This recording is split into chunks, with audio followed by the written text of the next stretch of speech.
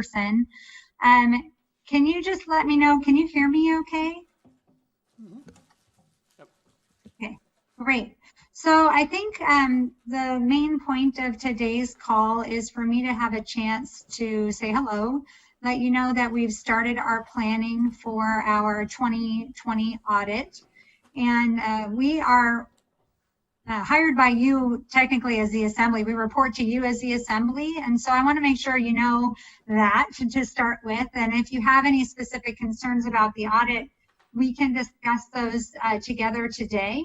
Or you can always contact me separately offline. Feel free to do that if there are things that you have as specific questions or concerns. And what I'd like to cover today is a few things just related to what your responsibilities are as the assembly and what you can expect this year for the audit process and changes to the audit for this year as a result of COVID-19, but also just every year we revisit our audit plan to determine if there's other things we need to be thinking about. So when I look at the audit plan for this year, and I'm going to share my screen, which hopefully will work and you can see along. Whoever's the host of the meeting, is it possible that you can allow for participant screen sharing? Yes.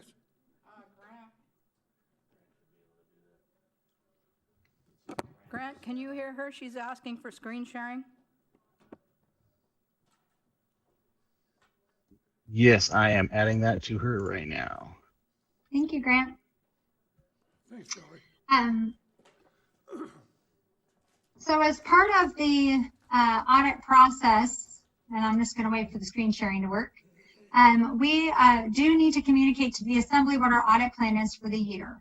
And so really all that is just discussing what the plan is for the audit, as well as when we'll be there, the scope, and all of those things. So just like last year, we should be around the same timing. So the books and records are being closed right now. We start our planning procedures in September. Actually, we've started them to some extent already. And then we start our actual field work in October. The hope is that we can be there in person. By the way, I just coughed, but I promise I don't have COVID. I've been tested already recently. So we may be there in person, just depending on what's going on with the pandemic. Right now, if we're on site at any clients, our teams are tested prior to going on an airplane before we go to any clients, just so you know. But it's really a preference of the borough and the borough staff as to whether they want us there in person or if they're comfortable with having us be there only remotely and do the audit completely remotely. We are happy to do whichever one works for you. Grant, it's still not letting me share my screen. It's allowing you to right now. There's nothing stopping it. Just started working. Thank you. Okay, sure. So when we look at the audit plan itself, this is an audit planning document that we've sent over to the city. I don't know if they forwarded along to you, but I'll walk through at a high level what's in here. The audit plan is basically allowing us to follow professional standards. So we do need to communicate to you what our audit plan is. We will be auditing your financial statements, the schedule of expenditures of federal awards, your schedule of state financial assistance, and also your airport passenger facility charge report for this year. And our job is basically to form an opinion on whether those things are materially correct.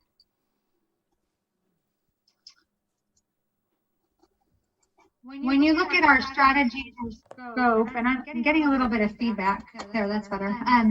Our strategy is basically to assess our risks. So we need to understand what our risks to the borough this year. We'll be looking at the medical center sale. We'll be looking at the impacts of COVID-19. We'll also be looking at any CARES Act funding and the spending on CARES, if that's applicable.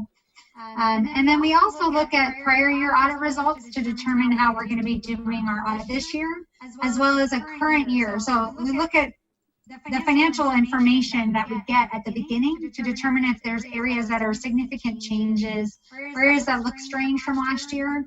And we actually do quite a lot with data analytics. So looking at some of the data dumps that we get from your systems related to billing, payroll, expenses, those kinds of things. So I won't go through all of these, but there is some evaluation of your computer environment and the systems that you use to make sure there aren't risks with certain users having access to things they shouldn't have access to. And then these are the main areas of testing that are our focus areas. All the things you would expect. We look at your financial reporting, cash and investments, accounts receivable, capital assets, expenses, revenue, fund balance, your grants and your landfill costs, taxes, debt, your pension obligations, and then your compliance requirements. We also look at related party relationships and transactions for anything where there might be a transaction with one of you as assembly members or one of the management team. So we actually do an independent search of our own of any businesses that may be owned by individuals where there could be a related party transaction that requires disclosure. From a timeline perspective, the audit will be done in year-end field work in October. We're in the middle of planning an interim field work, and we're planning to issue, as in the past, in December. And your audit does include this year the Sitka Community Hospital, which did have some activity in FY20, and the school district, which these are audited by other accounting firms. So we have to get that information from them in order to do our audit. There's a few standards coming up. GASB 84 is in effect this year related to fiduciary activities. So these are any transactions you assist other entities with, or a trust, for example. Leases is coming up next year. And actually, I think that's been deferred another year because of COVID-19.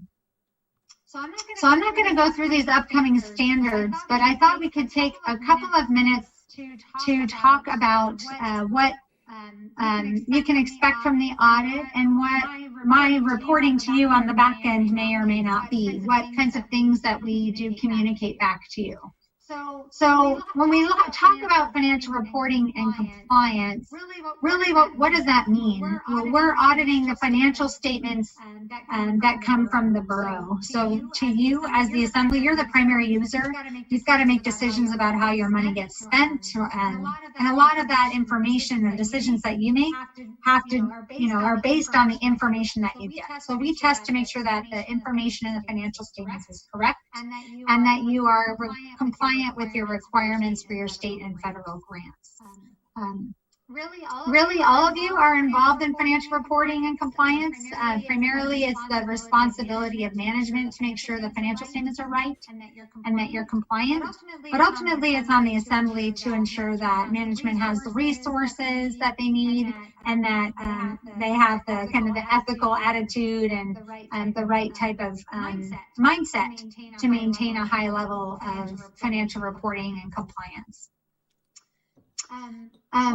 When we look at internal controls, and maybe I can stop there and just find out if there are any questions so far on what I've discussed. I'm going to just quickly walk through some internal controls, the audit process and timeline, and how we report adjustments and findings, when and if we have any. Are there any questions so far? Yes, I have a question. Okay. Richard Ween here. Hello. Hi, welcome. Sorry you couldn't make it to Sitka this year, or maybe you'll come in October when you'll be doing your data acquisition. Two questions. You mentioned that you're going to assess our risks, and two areas that you mentioned were, one was the medical center sale, and two was COVID. My question actually is similar for both, and that is, what would those reports look like, and what data will you be surveying in order to give us that report? for both of those items? Right. So that's a great question. So that has more to do with how it's reported on your financial statement. So the medical center sale will be recorded in 2020 in your fiscal year that we're going to be auditing as a sale or a gain or loss on sale of the medical center. We actually walked through the accounting treatment with your team last fall when we were there. I think they have a pretty good handle on how that adjustment needs to be recorded and reported. And then you do have some continuing transactions with that event because you still have a lease agreement and a payment plan in place. So those is part of your existing financial statement. So it's not a separate report for that. We just want to make sure that that transaction was recorded and reported properly because it's an unusual type of thing. It's not as if you do that every day or every year even. And so we want to make sure that it gets reported in your CAFR properly. Same thing with the. I was going to say, as far as the lease agreement goes, it's only $1 a year. So I'm sure that your crack team can handle that arithmetic. So I would think so. I would think so. But we look at the bigger picture of the sale. There's some accounting requirements regarding disposal of activities is the wording that they use in the accounting standard. That you need to make sure you're following the accounting standard treatment properly. And COVID would be, what kind of data will you be looking at and what kind of report could we expect? So COVID is actually I have a slide on that. So let me flip to that because it's a good time to talk about it. There's a lot of things going on with COVID. One is that there's the CARES Act funding. And there's actually other CARES Act components. So, for example, if the borough had chosen to defer your payments on your employer portion of Social Security, which I don't believe you did, and I hope most of my clients have not done that, but you did have the choice to do that, we would have to also audit to make sure that you're accounting for that correctly. But mostly what's impacting our federal compliance testing, depending on the timing of when you spent the CARES Act funding, that money is considered federal financial assistance. It does go on your federal schedule, and so it is subject to single audit and possibly could be audited as a major program. Most likely will be. And so associated with CARES Act funding, the biggest risk there has to do with subrecipient monitoring, if you're passing any of the money through to other entities, or if you are, the other main component is just allowability of the activity. Are you spending the money on an allowable cost? What's interesting about this is they came out with a preliminary compliance guide on it just a couple weeks ago, but they specifically did not yet release the compliance supplement for CARES. And they aren't doing that until, they said, end of September, early October. So if we have to audit your CARES funding, which I believe we do, then we can't audit it because we don't have the compliance requirements yet. And it's frustrating for you too because they haven't released that yet. So all you have is what's considered to be non-authoritative FAQs. I'm sure you've been walking through all this at your assembly meetings, but this is going to be a really weird year in terms of the compliance testing on this grant. And we don't yet know fully what that looks like. Some of it's very clearly allowable, and other things that some of our clients have been a little bit borderline. But I've been involved in lots of conversations with your team to talk about what the money is being used for. But the Treasury Department has been in charge of this money, and I think trying to give the guidance, but not being clear, black and white on everything as it relates to the money itself. Could you please expand a little bit on what compliance testing would look like at the city level?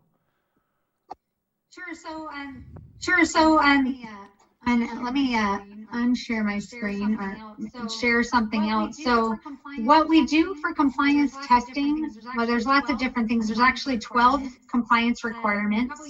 A couple of years ago, the Office of Management and Budget actually limited the federal agencies to they're only allowed to make us test 5, which reduced the amount of work on you. You still have to comply with all 12, but we only test 5 of them. It actually ends up being 6 because they put cost and activities together.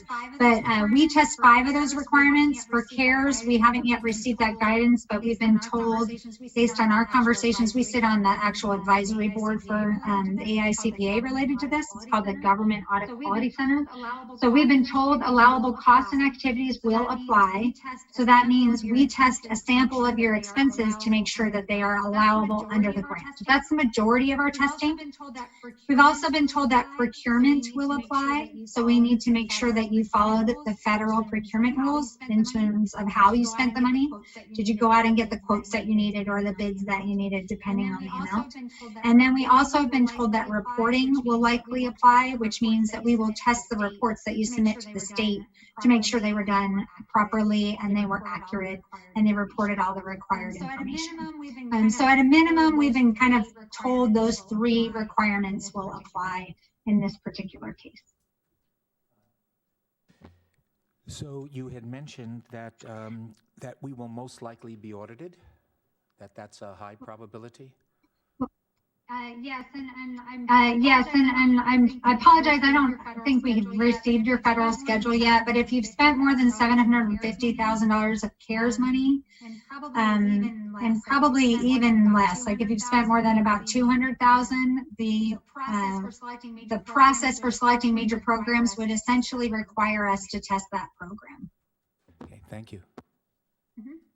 There's other COVID impacts. One is that most of our clients have made some changes to their internal control processes, to the way that they do their work, the process that they follow to pay bills or to approve invoices or banking.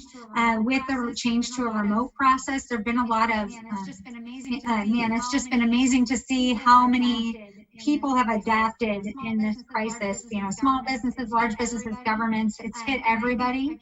And I think accountants deserve a master's degree for all the things we've had to learn over the last 6 months.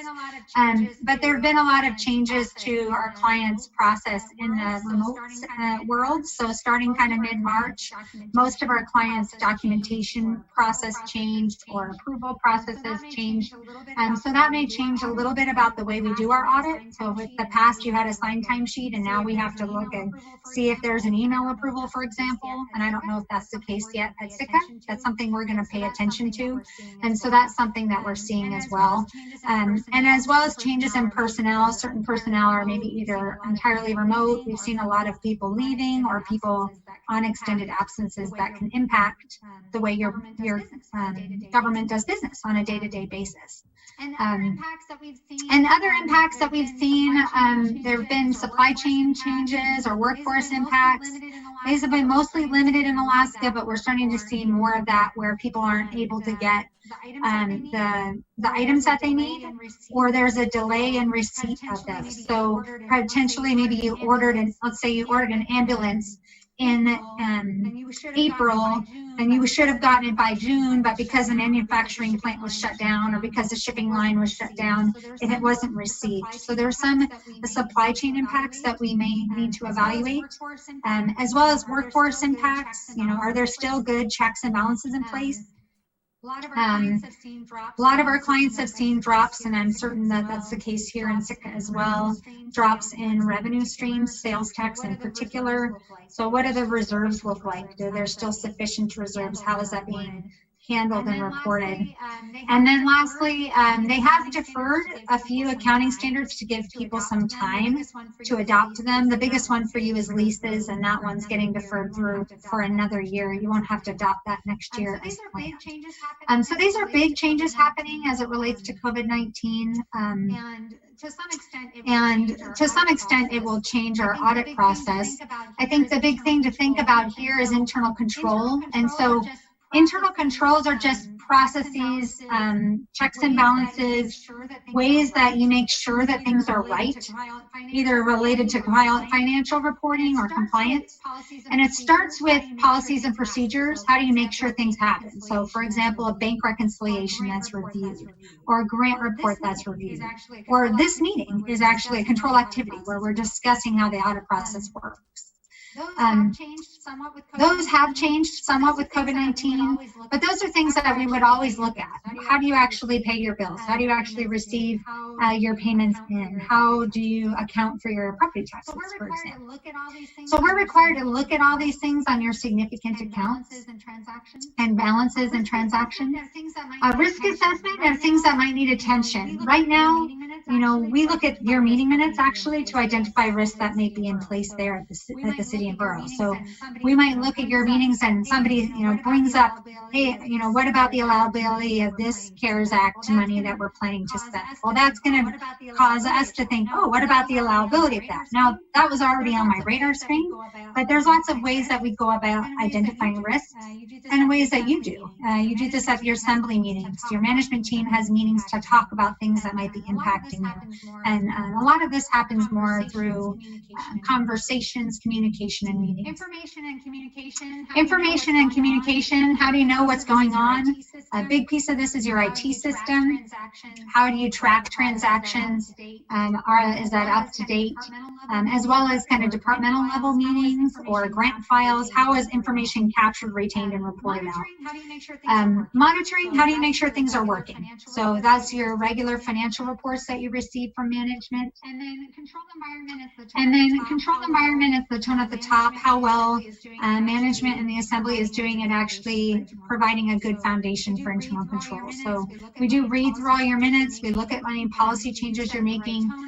Do you set the right tone at the top? Is the control environment and the accessibility of the organization?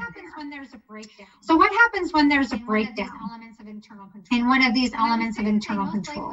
And I would say that they most likely happen here. This is where we see it most frequently, where there's a check and balance that fell through because there was employee turnover, or because employees got, something got added to their plate and now they're, maybe stretched too thin, or there's a position that's vacant, or sometimes it's just because somebody decided to not do their job the way they were supposed to. This can also happen if there's kind of a new type of transaction or a new tax or a new project that's happening that requires maybe a little more oversight than is currently assigned. So what happens if there's an issue and we identify it? If it has a financial reporting impact or a compliance impact. So I'm not looking at things that are operational in nature. We're looking for something that would cause the financial statements to be wrong or would cause a compliance requirement to not be met. So I'm not an operational auditor, and I'm not an IT auditor. I am a financial statement auditor and a compliance auditor. So what would we do if we identified something? Well, we actually evaluate those things that we identify and put them into one of three buckets. So the first bucket is a deficiency. That's something we identified as an error or a problem. It's a problem, but it's not something that would cause a significant error or a significant non-compliance. It's not something that you as the assembly needs to take action on. It's something that's an error and it needs to have some attention to it, but management can handle the correction. A significant deficiency is something that we think is significant enough that you need to be paying attention to it as an assembly. But it's not so bad that we think it could cause material non-compliance or material error in the financials. No one would make a wrong decision about your financial statements because of this error, but it's something that really should get corrected, and you as an assembly should be following up on the correction. And then the last level here is the material weakness. These are things where there's a reasonable possibility that the financial statements would be wrong, or there would be material non-compliance. So that's something to just kind of watch out for here, is when we report any findings, these are the things that you really need to be paying attention to. But know that the findings often come out of a failure in the control activities area that has mostly to do with either, staff turnover, staff, like a deficiency in terms of your total, capacity in the staffing area, or a significant unusual transaction or type of grant or something like that that may be difficult to handle or maybe more complex than is part of the normal course of business. This year is specifically maybe a little bit riskier in that particular regard because so much is getting hit as it relates to COVID-19, the remote workforce, new CARES grant funding, and then you've had some pretty significant transactions happening as well. So that's just things to be thinking about. And what can you do as an assembly to assist in this process? It's really asking the questions of management to the extent it's possible, which I realize it's very difficult when you have budget constraints and a lot of changes. Do what you can to support management in the process. Make sure that they are focusing on the areas that make sense for them to focus on, and that they have the capacity and the resources to be compliant in those areas. So let's talk quickly about the audit process itself.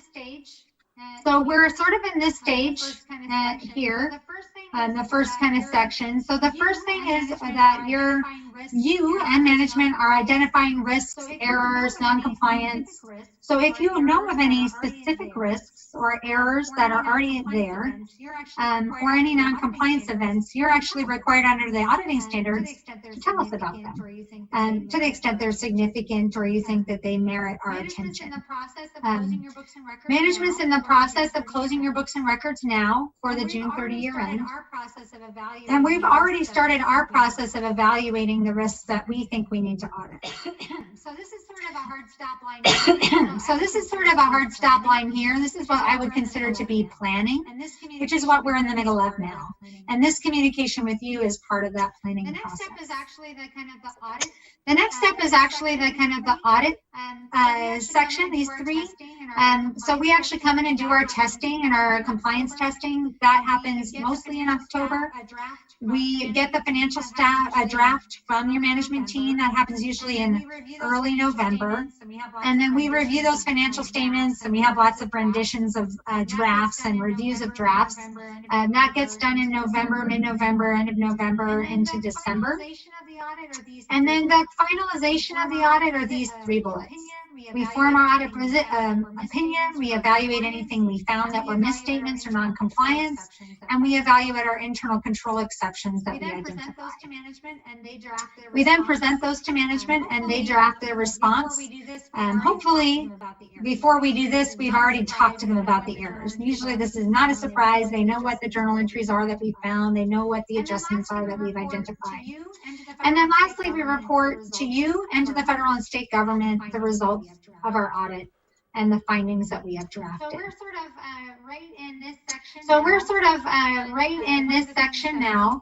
And one of the things that we think is really important is that management feel comfortable contacting us if there's anything that's unusual or they're not certain about, they need technical assistance. When we look at adjustments, these are the three types of adjustments that we find, and the adjustments only happen in this stage when we're doing our testing. We're still kind of right now is still pre-audit adjustment. They're still closing their books and records. So we view those things as technical assistance. They never get reported as adjustments. Once we actually start the audit and the books and records are closed, there are three types of entries. The first is something that management finds after we've started the audit. And the biggest one here is common to the pension adjustments. We know it's an error because the state hasn't issued the reports. They know they haven't recorded it yet because the state hasn't issued the reports. And once the state issues the reports, we assist them calculating the adjustment. And that's not considered to be an error or a finding. That's something that's just technical assistance that we provide. And so, for example, sometimes we'll come in and your team will say, hey, we haven't posted the depreciation entries for this fund yet. Well, if I know that, I wait for them to correct it and then I audit it afterwards. That's not considered an error or an audit adjustment. That's just something they were still closing when we started. The next time of adjustment is an audit adjustment. This is something that we have found in the course of our audit that was an error that required correction, and something that they recorded. Now, if we find a really small error, we might tell them about it, but we're never going to report that as an audit adjustment. That's just a minor error. That's a reconciliation difference. we're looking for things that would be considered significant. And the dollar amount for that, I can't really tell you because it depends on the fund, it depends on the account. So my significance level for fraud is $1. My significance level for an accounts receivable allowance adjustment is probably much higher. So it just depends on the type of transaction we're looking at. When we do find an adjustment and we evaluate, we identify it, we discuss it, and it gets posted, we also will evaluate it for reporting. Does it need to be included as a finding? Do we need to include it in the representation letter and communicate that to you? If it's a significant audit adjustment, we report it to you. So you will see it at the conclusion of the audit in our audit wrap-up. Some adjustments that we find are small enough that we would report them, but they aren't required to be recorded. And so that's really at your management team's discretion. If we find an error and they don't want to post it, they don't want to correct it, they can do that. We would still do our evaluation as whether or not it should be a finding, and we would still include it in the representation letter and in our report to you as the. So I just have one more slide to cover in terms of a finding and what that looks like should we have one. We didn't have any findings last year, and I'm hopeful that that's the case this year as well. But I want to pause for a moment to find out if there's other areas or other items you want to ask questions on what we've covered so far before I move on to that.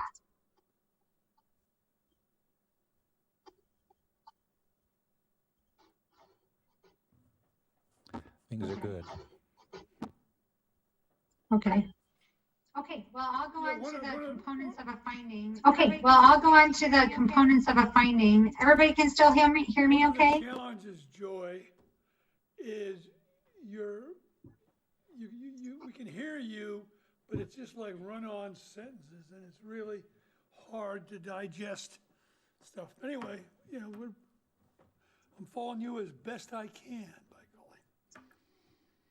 I understand there's a lot of accountant speak. I understand there's a lot of accountant speak. I'm trying to make it as clear as I can, but I understand what you mean. There's a lot to digest here, and I'm happy to share these slides with you and just email them to you so you can just read through them and understand it a little bit more. But really, the main point here is that I will go through what the findings are, if we have any, when we do our audit conclusion report. You know, so when we're done with the audit, I'll come back and walk you through anything we did identify. I just want to make sure you are clear about the process and that if we do find adjustments or we do have findings, what would they mean, what would they include, and what would they not include. So I think that's the hope there. So feel free to ask questions if you have any, but I hear what you're saying. There's a lot of legal language in the course of the audit world that can be quite complex. So the last slide I have is what you would normally see as components of a finding. So should we have a finding, these get reported through our audit report itself. If it's considered significant, they would get reported as a finding. And it's been a couple years since we've had to report a finding. But the components of a finding are listed here. The first one is to really talk about what the criteria. So why do we have a finding? What requirement or accounting standard do you have to follow that you didn't follow? The second is, what did we find? The condition we found. What are the facts? And these are meant to be very factual, not interpretive. So what caused it? So what's the reason or the explanation for the condition? Is it because there is a capacity issue? There weren't enough people to handle the compliance requirement, or there weren't enough people in place? Or is it really just an error? There wasn't a second set of eyes, or the second set of eyes didn't catch it. And sometimes it just has to do with a policy not being put in place that needed to be there. I don't anticipate that will be an issue. I think your team does an excellent job of keeping up with the requirements and putting policies into place that make sense. What's the effect? Sometimes the effect is pretty minimal. We have an error. The effect is that there was an error, and really there aren't any long-term implications of that. Sometimes the effect is that you have to pay money back to a granting agency, or that the financial statements were misstated in the initial trial balance. Question costs only applies to federal and state grants. If we find any costs that are not allowable, we do have to report those as question costs. The context is really just giving you more information. So for example, let's say we tested a sample of 40 different transactions on a grant, and 2 of them came out to be a problem. We would say, no, 2 of the 40 did not have approval, for example. So it gives the reader a little bit of context about what the finding really means, how prevalent is it, what are the consequences of it. We also give a recommendation, how should it be corrected, and allow management to have a chance to respond to how they plan to correct that deficiency. So again, I have this here not because I expect to have findings this year, but that I do want you to understand what we do report when we identify items. So if they are considered significant, these are the components of the findings that we would include in our audit report. And again, that does go to, it's attached to your single audit report, so it'll go to whomever is receiving a copy of your single audit. I think I'll just conclude the things I want to talk about. I think I'll just conclude the things I want to talk about by just, let me stop sharing. Just giving you a chance. Hold on. There we go.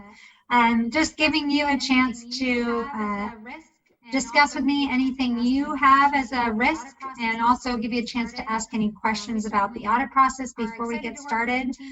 We certainly are excited to work with your team again this year. I hope I can be there in Sitka in person in October. Personally, I'm ready to get out of my house, so I'm hoping that everything allows us to be there. But if not in person, we're committed to making sure that you receive the best service that you can, and that we keep going, meeting the timelines and the deadlines that you have. The CAFR does need to be submitted by December 31st, but I do know that the Government Finance Officers Association is likely going to be giving extensions if needed because of the CARES Act money and the compliance information not coming out until October. I think it's going to be very difficult for some of our clients.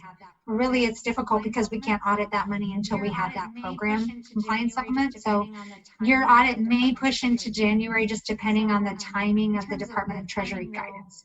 So in terms of the timing, though, you know, I'm really hoping we can still make a December issuance timeline, so I can be with you to report the findings if there are any, and the audit results overall in January. Because one, it would mean that the pandemic is becoming more marginalized than it is right now. And 2, I'd just like to say both BDO and our finance department should be complimented for the relationships you have trying to be proactive and solve the thing. Other comments or questions from the Assembly? Yeah, Dr. Wayne. As always, I've always found you very, I'll say, approachable and very good about giving answers to any questions we had. So that segues into thank you for your offer of sharing your slides with us. I would certainly like to have a copy to peruse. Part of what I think the mayor was saying was that the audio here through Zoom, the audio within the Harrigan Centennial Hall is not ideal, and there's a lot of, I'll say, of condensing words, which makes it a little harder to hear. And hopefully we'll use some CARES Act money to improve the fidelity if we go through more of this Zoom type of meeting.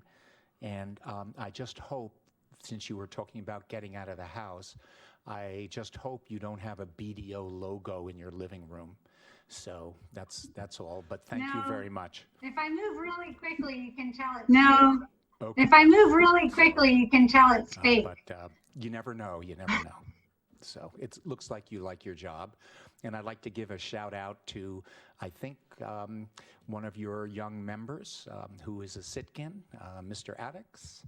And yeah, that's why you have to come back here, so he gets to visit home. So thank you. Yeah, and he will be on your team this year. He's looking forward to going back. Yeah, and he will be on your team this year. He's looking forward to going back. So I think at a minimum, Ryan will be there because he can stay he can stay with his family, and there's a little bit less risk there, from an employment perspective. For us, I think we've given our employees the option to work remotely if they feel more comfortable doing so. But I'll tell you that your team is all very excited to be there in person.